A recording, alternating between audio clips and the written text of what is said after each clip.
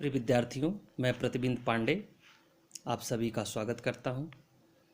आज का हमारा विषय है कि औद्योगिक क्रांति के कारण तथा सर्वप्रथम ब्रिटेन में ही औद्योगिक क्रांति क्यों हुई।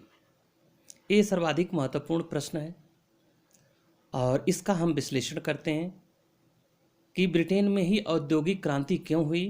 तो इसके अनेक कारण हमारे सामने आते हैं।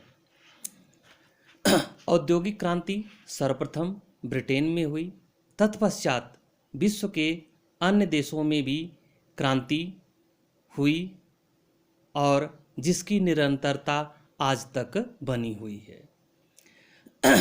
कुछ देशों में औद्योगिकीकरण ब्रिटेन की अपेक्षा बहुत तीव्र गति से हुआ, जैसे जापान में मेजी पुनर्स्थापना के पश्चात तथा रूस में 1917 की बोल्शेविक क्रांति के पश्चात तीव्र गति से औद्योगिकीकरण हुआ।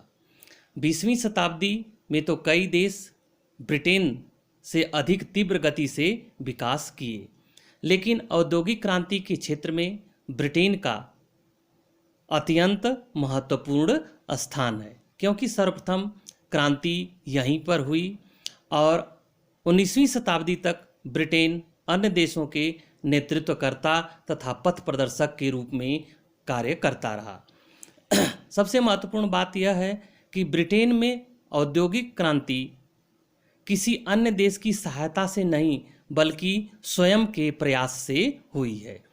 इसीलिए ब्रिटेन को संसार की उद्योगशाला भी कहा जाता है। अब प्रश्न उठता है कि इतनी बड़ी औद्योगिक क्रांति को किन किन कारणों ने जन्म दिया। किसी एक कारण ने तो इतनी बड़ी क्रांति को जन्म नहीं दिया। तो जब हम विश्लेषण करते हैं तो निम्नलिखित कारण हमारे सामने आते हैं, जैसे भौगोलिक परिस्थितियां। ब्रिटेन की भौगोलिक परिस्थितियां ऐसी थीं कि जो औद्योगिक क्रांति के लिए एक अनुकूल वातावरण का निर्माण करने के लिए सहायक हैं। ब्रिटेन में कोयला और लोहे के प्रचुर मात्रा में प्राकृतिक भंडार उपलब्ध हैं, जो किसी भी उद्योग की स्थापना के लिए अत्यंत आवश्यक हैं। और यह उस समय 18वीं शताब्दी में अत्यंत महत्वपूर्ण हो जाता है, क्योंकि उस समय यातायात और संचार के साधनों का इतना विकास नहीं हो पाया था कि उद्योगों की आवश्यकताओं को आयात के द्वारा पूरा किया जा सके। साथ ही साथ ब्रिटेन में पर्याप्त मात्रा में नदियाँ तथा समुद्र तट विद्यमान थे। कपड़े के उत्पादन के लिए पर्याप्त अनुकूल भौगोलिक परिस्थितियाँ तथा जलवायु विद्यमान थी। लेकिन ये सभी कारण इतनी बड़ी क्रांति को नहीं जन्म दे सकते। इसके साथ साथ भौगोलिक परिस्थितियाँ होने के साथ साथ अन्य कारण भी हैं, जैसे राजनीतिक स्थिरता और शांति। 18वीं शताब्दी में ब्रिटेन में राजनीतिक स्थिरता और शांति विद्यमान थी, जो औद्योगिक क्रांति के विकास में महत्वपूर्ण भूमिका निभाती है। उस समय इंग्लैंड का शासक जॉर्ज III था, जिसने ब्रिटेन में शांति और सुव्यवस्था स्थापित करने का प्रयास किया, क्योंकि व्यापार और वाणिज्य या उद्योगों की स्थापना के लिए अत्यंत महत्वपूर्ण होता है कि वहाँ पर शांति और सुव्यवस्था स्थापित हो। जब हम विश्लेषण करते हैं तो यह पाते हैं कि उस समय यूरोप में अनेक युद्ध हो रहे थे और सभी देश कहीं न कहीं युद्ध में संलग्न थे, लेकिन ब्रिटेन ही एकमात्र ऐसा देश था जिसकी जमीन पर एक भी युद्ध नहीं हुआ।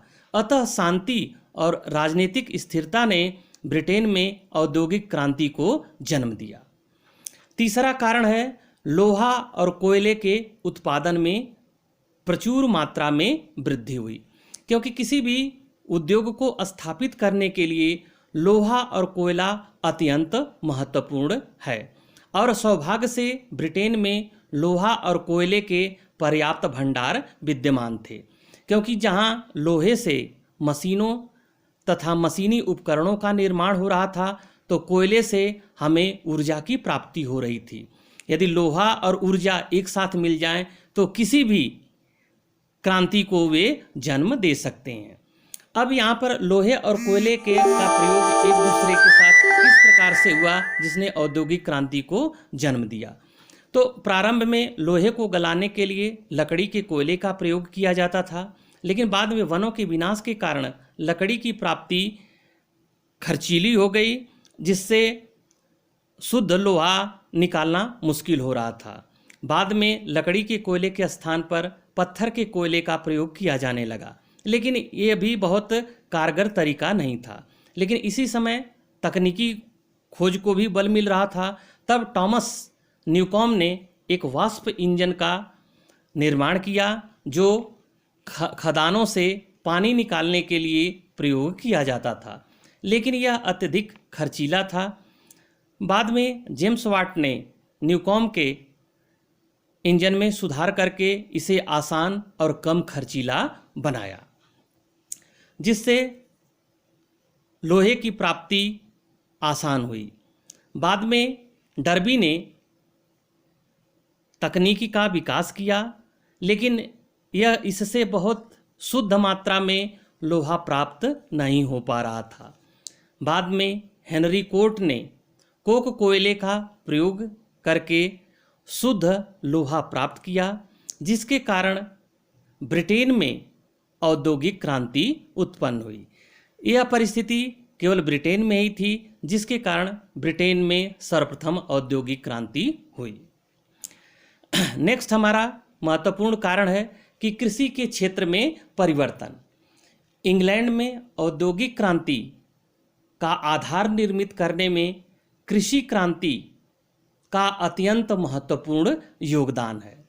18वीं शताब्दी में लोगों की जीविका का साधन कृषि था और वे अपनी आवश्यकता की वस्तुओं का उत्पादन करते थे। अभी तक बाजार के दृष्टिकोण से कृषि कार्य नहीं किया जाता था। धीरे धीरे लोगों ने कृषि के तौर तरीकों में परिवर्तन करना शुरू किया।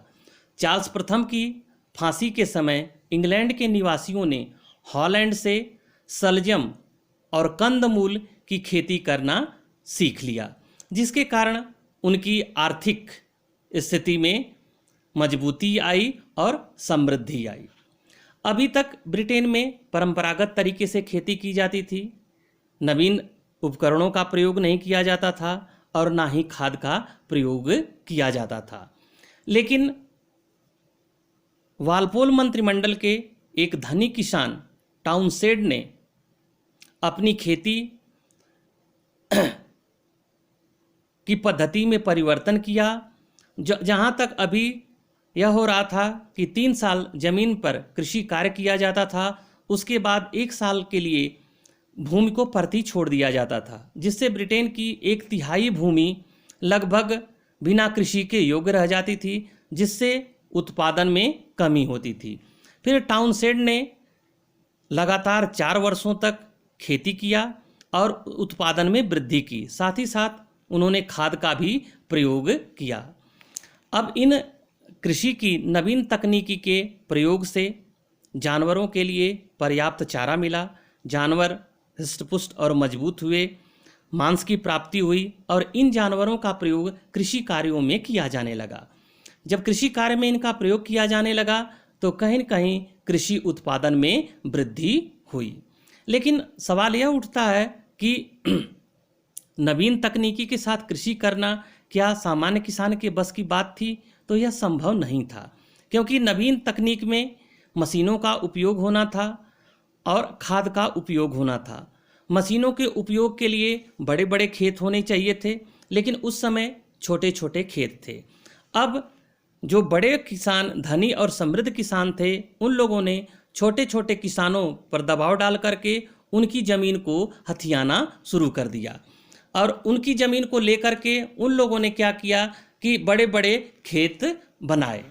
इस तरह जो छोटे और सीमांत किसान थे वे भूमिहीन हो गए और गृहविहीन हो गए।